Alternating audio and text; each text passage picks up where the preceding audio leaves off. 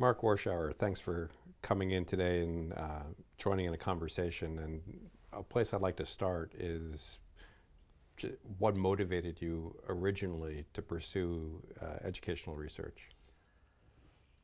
Wow, that's a great question. I used to be a teacher, and I became really interested in new technologies and learning. After I got my master's degree, I taught overseas on a Fulbright in Czechoslovakia and another program in Russia, and I started experimenting with technology for learning, and I became really excited about the potential of the internet and new forms of online communication for learning.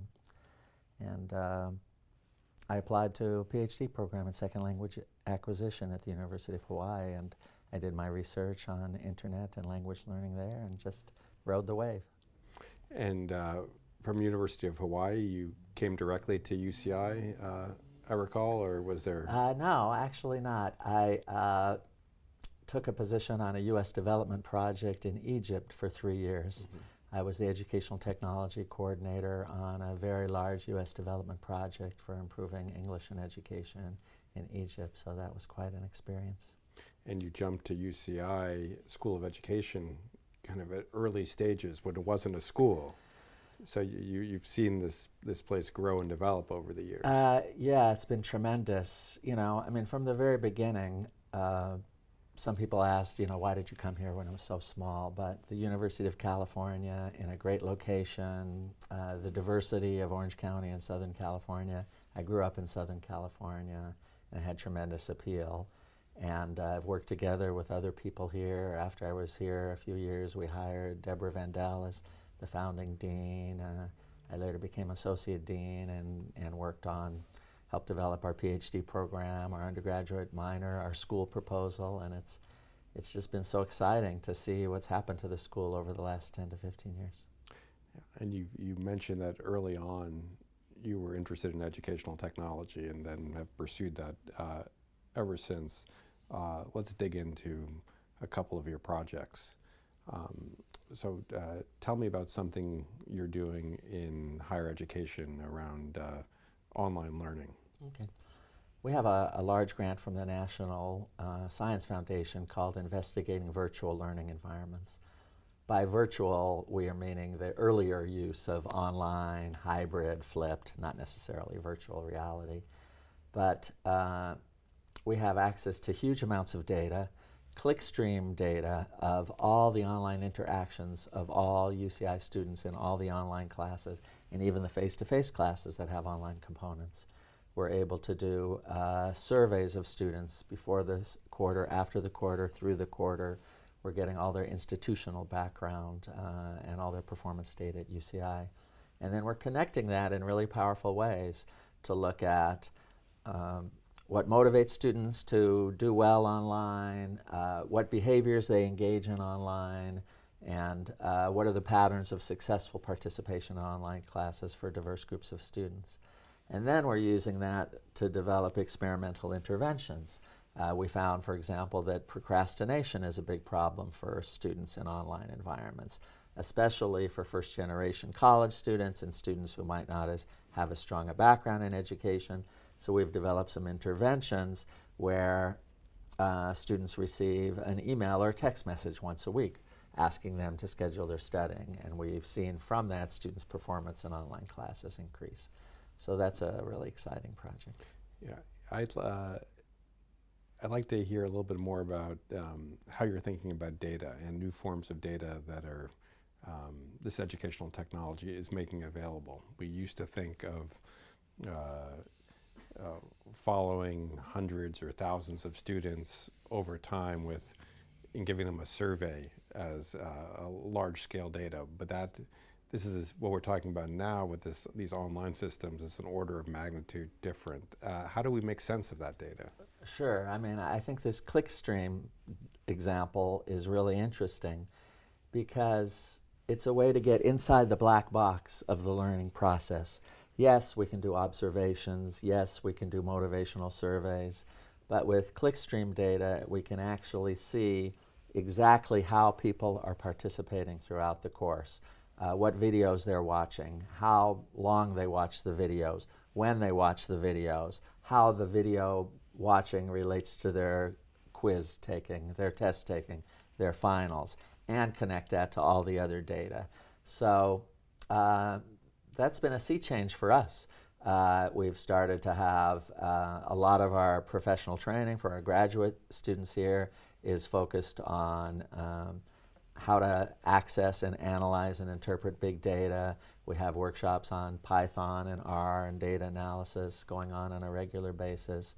And our students are really becoming leaders in that field, and they're presenting at some of the best conferences in the world on new kinds of data analysis in higher education.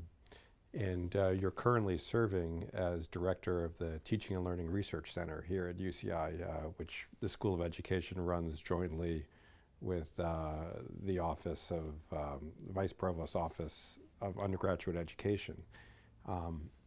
And in that center, you're bringing together interdisciplinary teams to look at some of this data, right?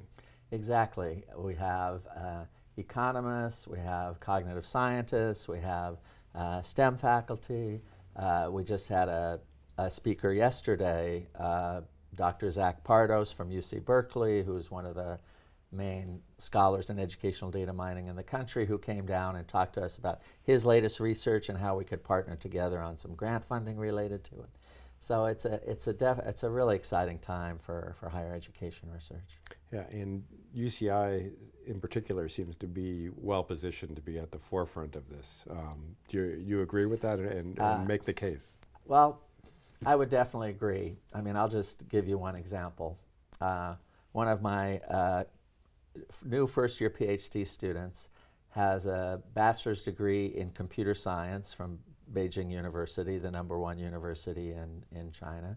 And then he has a master's degree in econometrics from the same university.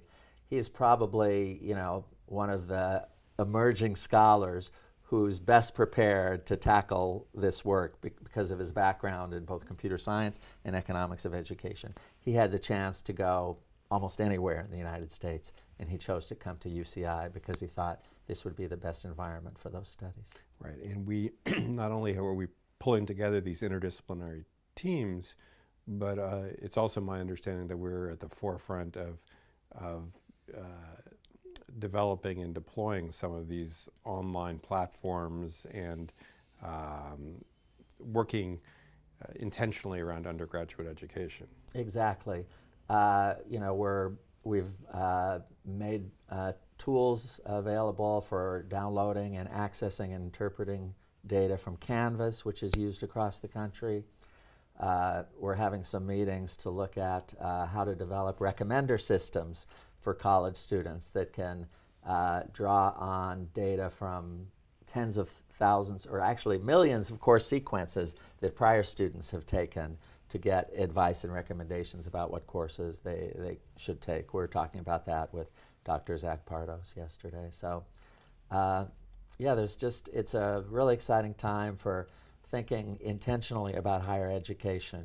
It's not your father's lecture course, as we like to say. There's a lot of exciting things going on in teaching and learning at UCI, and we're part of that. It's great. I mean, I think from the outside, often people make the mistake to think higher education is slow to change and is doing things the way it always has. But I think if you look even for a minute at what's happening in the classrooms here at UCI, they are transforming in very quickly. Definitely. So let's turn from higher education to K-12, because I know you're also very active partnering with local districts and thinking about educational technology in K-12. Can you tell me about a project or two there? Sure. First of all, we have a meeting tomorrow with the directors of UC Scout, which is the University of California's online education system for high school students. So we're going to be talking about implementing some of the same research in K-12 that we're doing in higher education. Beyond that, we have all sorts of partnerships with local school districts. One of our best partners is Santa Ana Unified School District. We have 2 or 3 different projects working with them, As I'm sure you know, they're the district right next to Irvine that has the highest percentage of Hispanic Latino students in the country and English learners. We have one project where we're partnering with them to improve computer science education and making it more appropriate for the kinds of students that are in that district in terms of offering language support, cultural support, et cetera. But we have another project, back to this question of big data, where they have made available to us the metadata on all the students in the entire district's writing on Google Docs over the last 5 years. Like a lot of districts in California and the nation, they're going to laptops, Chromebooks, Google Apps for Education, Google Docs for their writing. And this cloud-based writing presents enormous opportunities for data analysis.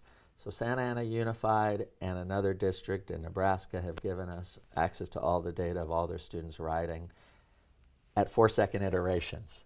So now we're partnering with a private company called Opera that's helping us work to analyze all that data and looking at a macro and micro level the writing patterns and how they correlate to success.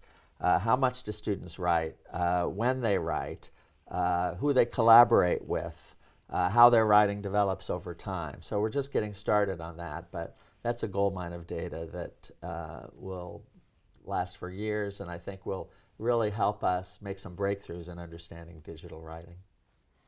Right. You know, I was a former English teacher in high schools in Oakland, California, and we used to teach writing as a process, but this idea that in 4-second intervals we have the opportunity to assess what students are doing and provide feedback, and intentional feedback, just brings the whole thing to a new level. Exactly.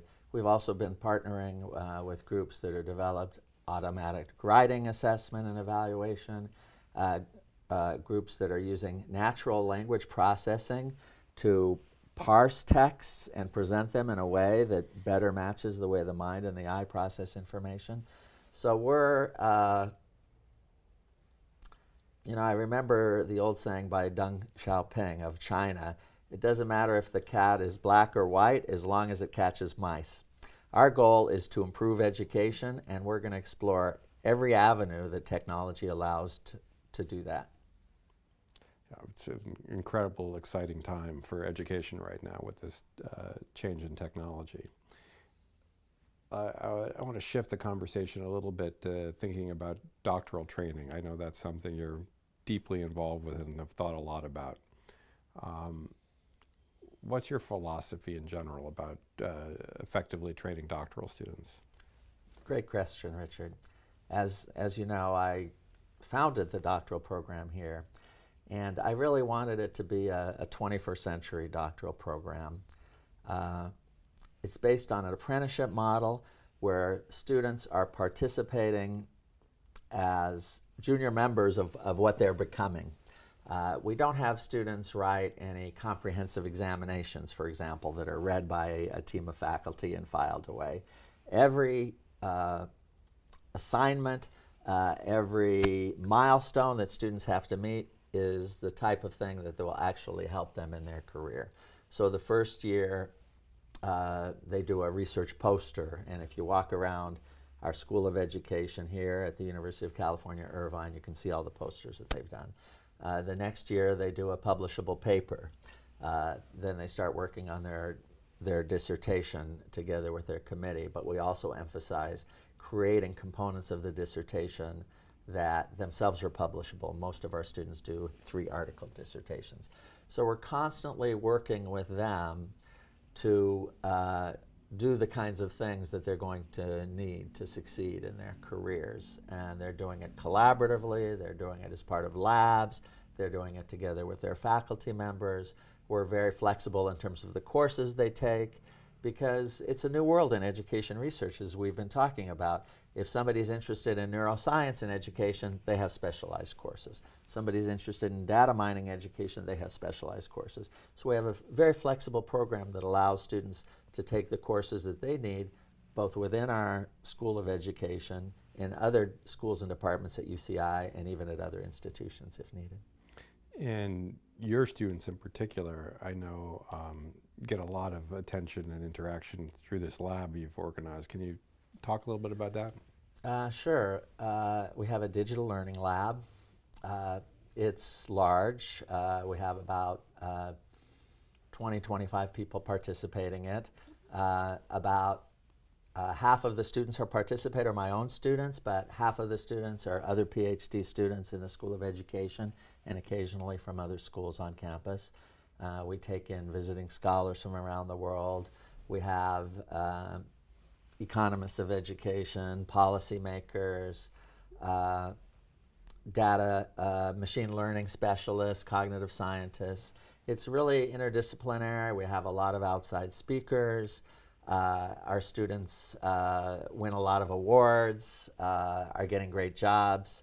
So it's just, I thank God every day that I have the opportunity to have a job like this, to just work with brilliant people around the world on really important challenges to improve our nation and world.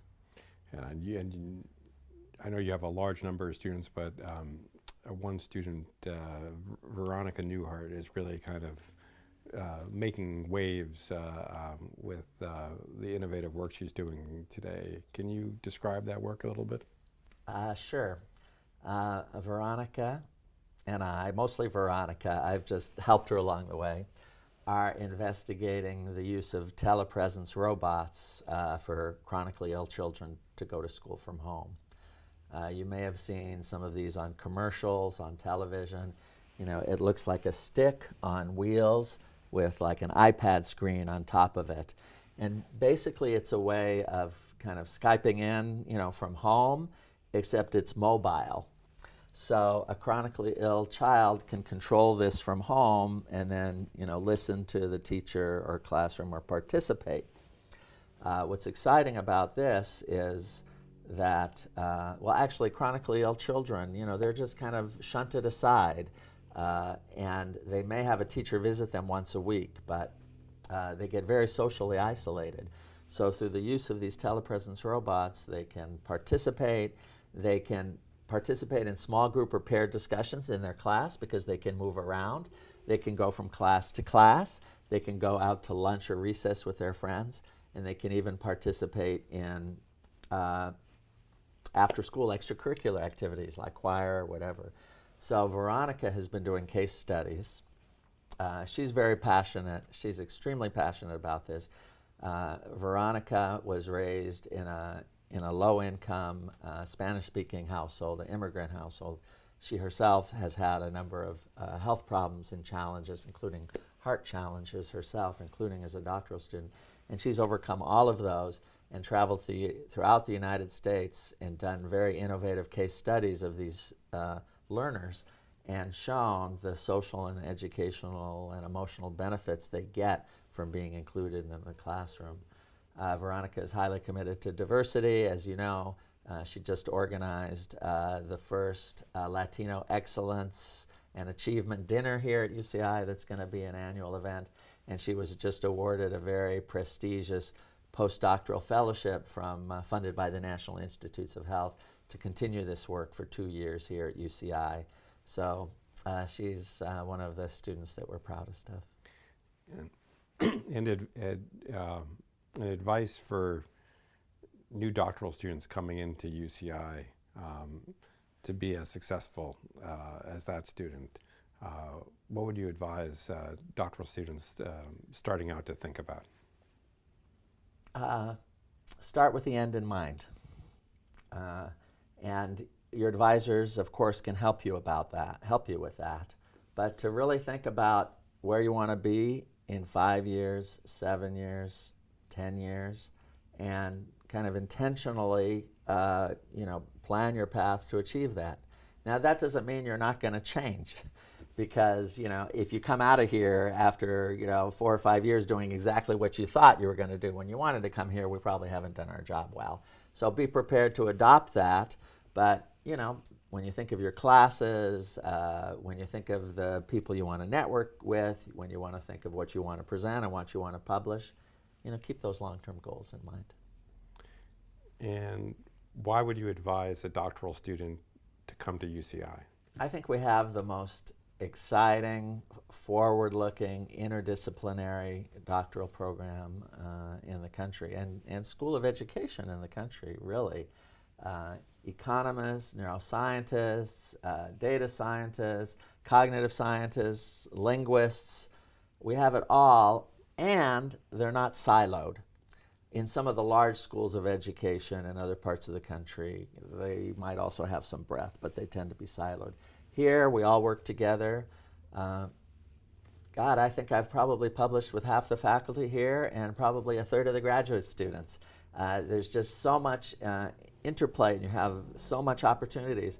And that's the way the world is today. It's very interdisciplinary.